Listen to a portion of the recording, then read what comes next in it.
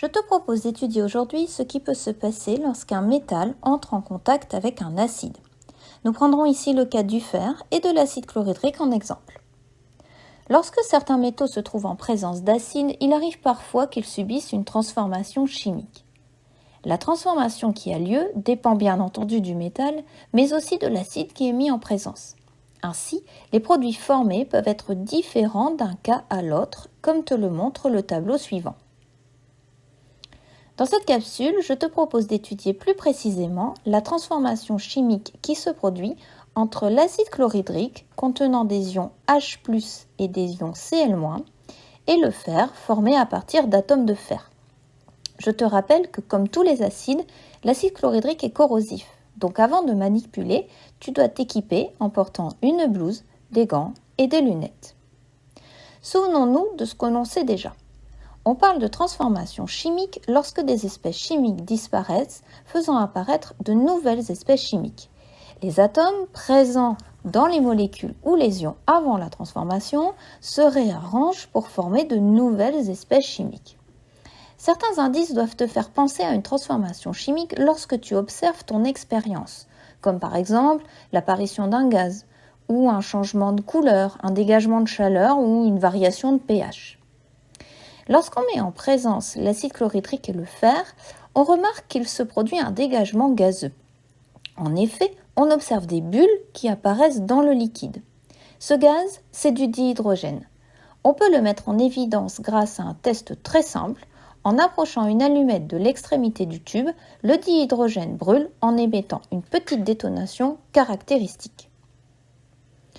Lorsque la transformation est terminée, si on ajoute quelques gouttes de soude, on voit apparaître un précipité vert caractéristique de la présence d'ions ferreux de formule Fe2+. De la même façon, si je verse du nitrate d'argent, je verrai apparaître un précipité blanc qui, lui, caractérise les ions chlorure, Cl-. Cependant, ces ions étaient déjà présents dans l'acide chlorhydrique. On les retrouve donc à la fin de la réaction. J'en déduis qu'ils n'ont pas participé à la transformation. Ces tests nous prouvent que le fer et l'acide chlorhydrique ont disparu et ont fait apparaître du dihydrogène et une solution de chlorure ferreux.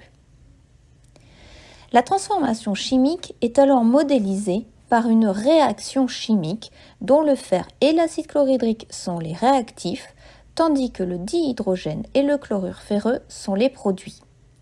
La transformation, quant à elle, est représentée par une flèche que l'on place entre les réactifs et les produits. Cette écriture est appelée bilan de la réaction et permet de décrire rapidement ce qui se passe lors de la transformation. Ainsi, si je traduis cette façon d'écrire la transformation chimique, je pourrais dire « le fer réagit avec l'acide chlorhydrique pour former du dihydrogène et du chlorure ferreux ». Pour être plus précis, on utilise en général l'équation bilan dans laquelle on utilise les symboles des atomes ainsi que les formules des ions et des molécules qui réagissent. Comme nous venons de le voir, c'est l'ion hydrogène H+ qui réagit avec le fer, faisant apparaître des ions ferreux et du dihydrogène. Attention, l'équation bilan de la transformation chimique doit absolument traduire la conservation des atomes et des charges.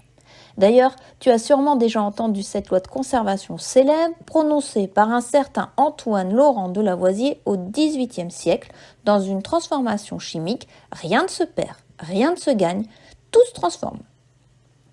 Voyons si cette loi est ici respectée.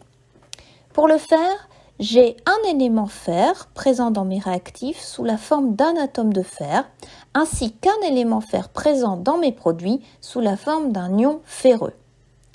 Pour l'hydrogène, par contre, j'ai un élément hydrogène présent dans les réactifs sous forme d'un ion hydrogène H+, mais par contre, je retrouve deux éléments dans mes produits puisque j'ai formé une molécule de dihydrogène H2.